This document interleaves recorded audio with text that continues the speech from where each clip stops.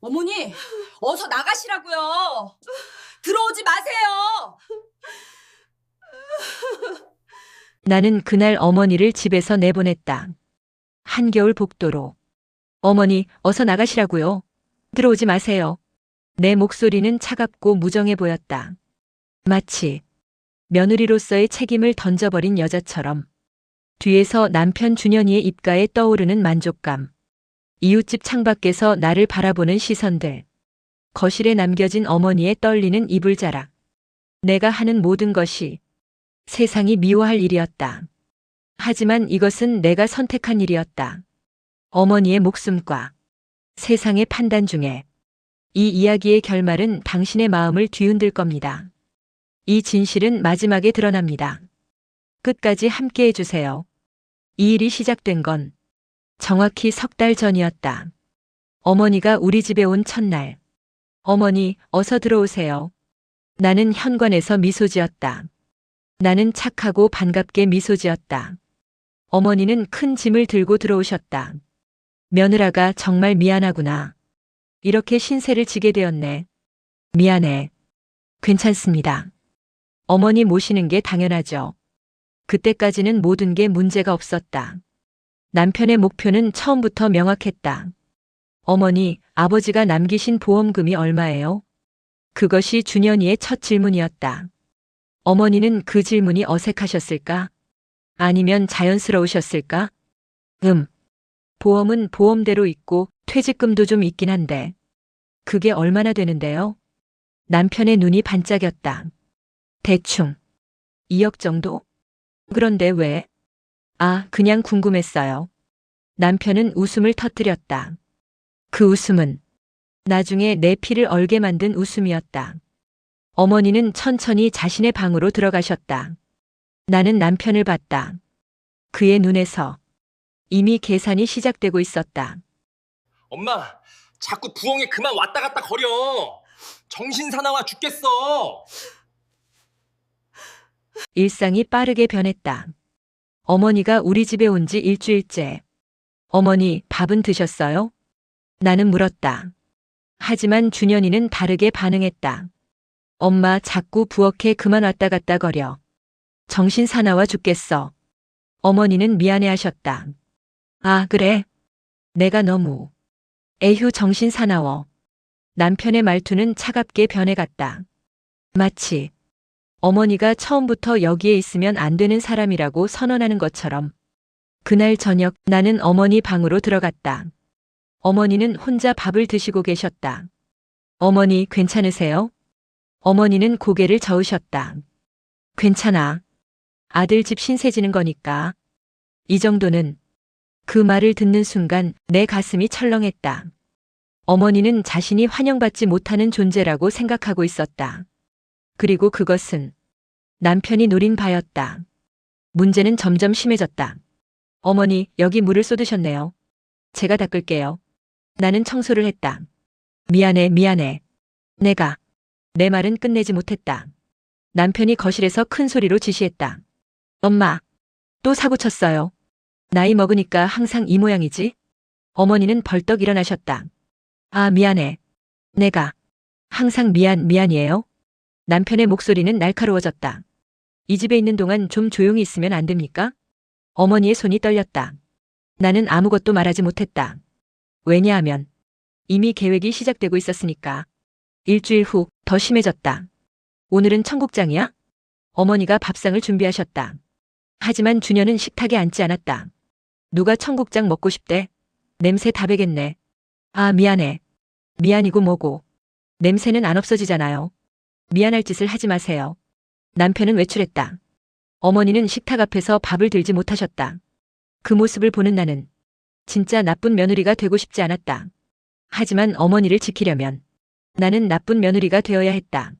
어머니는 점점 말씀이 줄어드셨다. 어머니, 밥 어때요? 괜찮아. 그 짧은 대답 속에 담긴 절망. 나는 느낄 수 있었다. 한 달째 어머니의 건강이 눈에 띄게 나빠지셨다. 어머니, 병원에 가봤어요? 나는 물었다. 어머니는 손을 저으셨다. 아니야. 그냥 나이 먹어서. 하지만 그게 아니었다. 스트레스였다. 매일 남편의 무시, 매일 그의 모욕. 아버지는 그렇게 안 했는데. 어머니가 혼잣말로 중얼거렸다. 나는 그 말을 들었다. 그 말 안에는 깊은 상처가 담겨 있었다. 일주일 뒤 사건이 터졌다. 할머니가 화장실에서 미끄러졌어요. 딸 혜은이의 목소리가 떨렸다. 어머니. 나는 달려갔다. 어머니는 욕실 바닥에 쓰러져 계셨다. 어머니 괜찮으세요? 아, 미안해. 내가 미끄러워서. 어머니는 병원으로 옮겨졌다.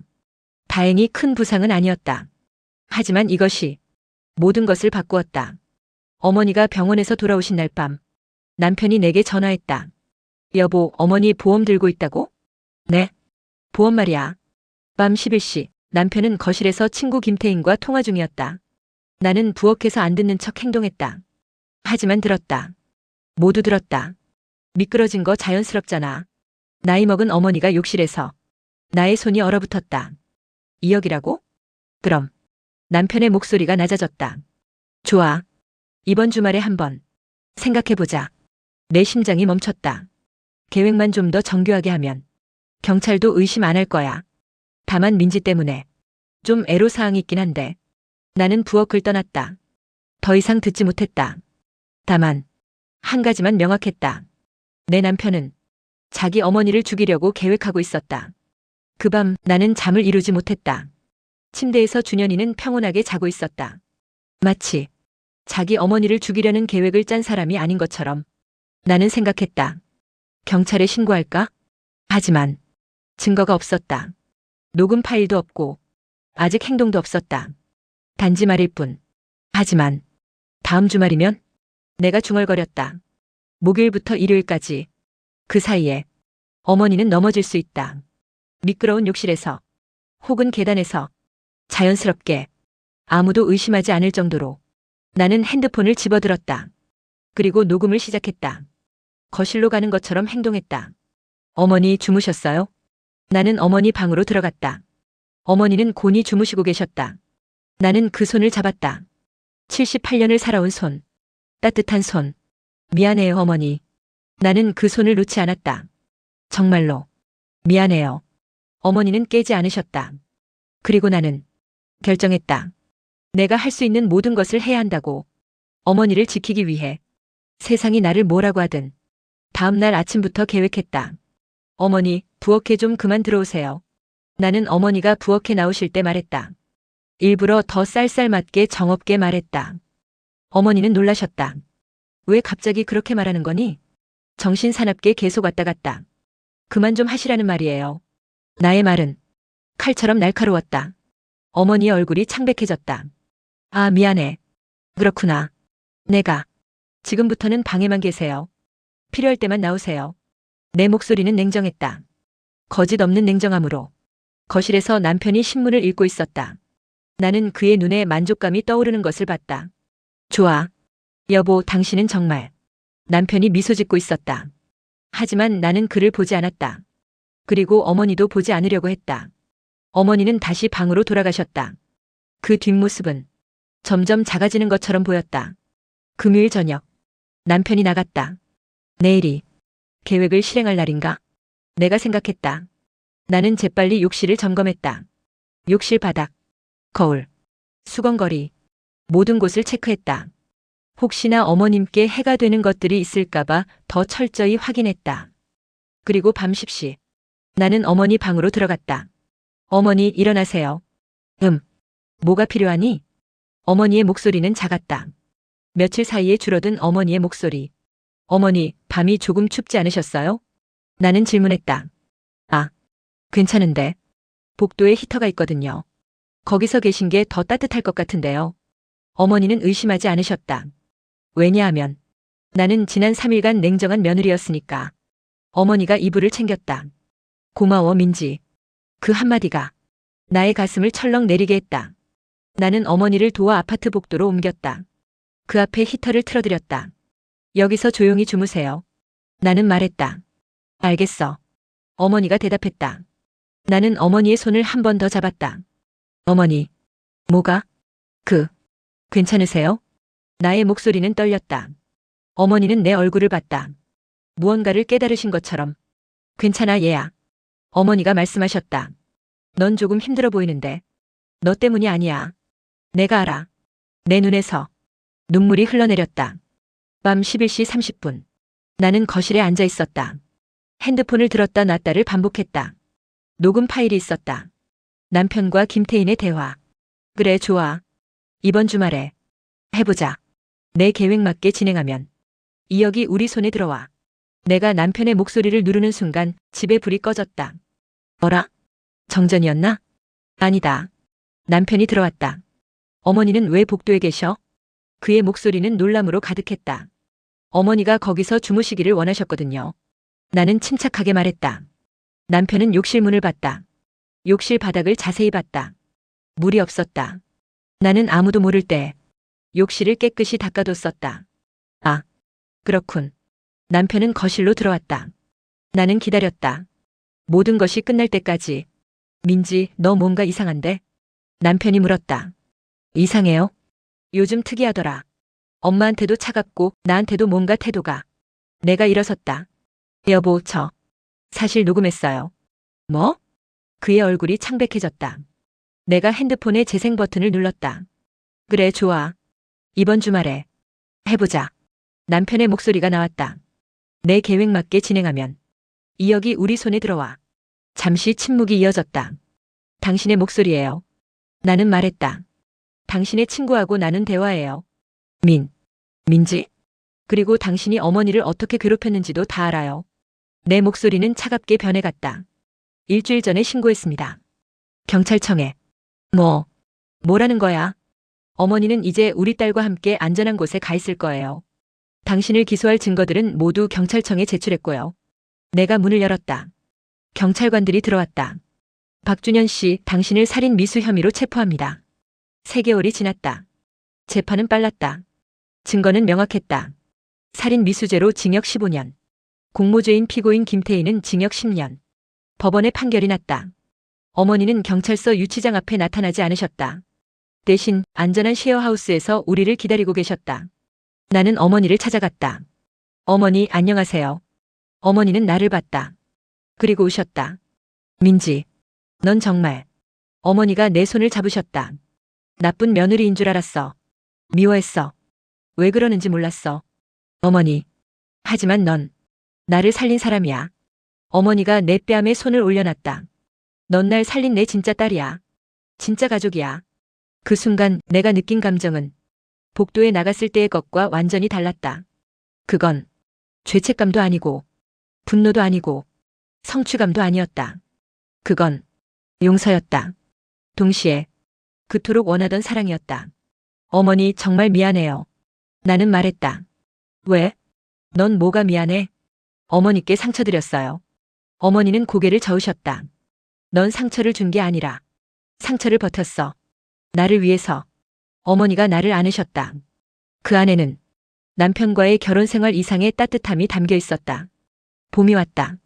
어머니는 이제 우리 집이 아니라 내 집에 계셨다. 더 정확히는 우리 집이 되어버린 곳. 딸 혜은이도 자주 들렸다. 한 저녁 우리는 거실에 앉아 있었다. 어머니, 나 그리고 딸. 엄마, 왜 그때 일부러 나쁜 며느리처럼 굴었어? 혜은이가 물었다. 나는 어머니를 봤다. 어머니는 나를 보셨다. 어머니를 지키기 위해. 아무도 어머니한테 의심을 품으면 안 됐거든요. 그런데 그렇게 하면 엄마도 힘들지 않았어? 혜은이의 질문은 얼마나 순수한가. 그렇지. 나도 힘들었어. 나는 대답했다. 하지만 어머니의 목숨이 더 중요했어. 어머니가 내 손을 잡으셨다. 그리고 정말로 힘들었나? 어머니가 물으셨다. 네. 그 석 달간은 제 인생에서 가장 힘든 시간이었어요. 그럼 왜 했어? 나는 어머니의 눈을 봤다. 어머니가 내 엄마니까요. 그 말이 나오는 순간 거실에는 침묵이 흘렀다. 좋은 침묵. 따뜻한 침묵. 창밖으로는 봄바람이 불었다. 이제부터 우리는 진짜 가족이야. 어머니가 말씀하셨다. 혈연이 아니라 선택으로 맺어진 진짜 가족이야. 혜은이가 우리 둘을 안았다. 할머니, 엄마 사랑해요. 어머니는 웃으셨다. 진심 어린 웃음. 나는 내 인생에서 가장 큰 결정이 옳았다는 것을 깨달았다. 세상의 평판이 아니라, 법률 전문가가 아니라, 오직 사랑하는 사람을 지키겠다는 결심이. 그것이 모든 것을 바꾼 것이다. 재판 과정은 간단하지 않았다. 검사가 물었다. 피해자 진술서를 읽겠습니다. 나는 남편이 내 어머니를 죽이려고 계획했다는 것을 알았다. 그래서 나는 침묵했다. 침묵으로 어머니를 지켰다. 법정은 조용했다. 판사가 물었다. 피고인 어떻게 생각하십니까? 남편은 대답하지 못했다. 대신 검사가 증거를 제시했다. 이것은 피고인과 공모자 김태인 사이의 문자 메시지입니다. 이번 주 토요일에 계획 실행. 보험금 수령 절차 준비. 피해자가 비명을 지르지 않도록 주의. 법정에서 숨소리가 들렸다. 그리고 이것은 피고인이 구매한 의료용품 영수증입니다. 수면제, 진통제, 기타. 검사의 목소리는 낮았지만 매우 명확했다. 피고인은 명백히 계획적으로 어머니를 해칠 준비를 했습니다. 남편의 변호사가 일어섰다. 하지만 행동은 없었습니다. 단지 대화와 구매 기록일 뿐입니다. 검사가 대답했다. 그렇습니다.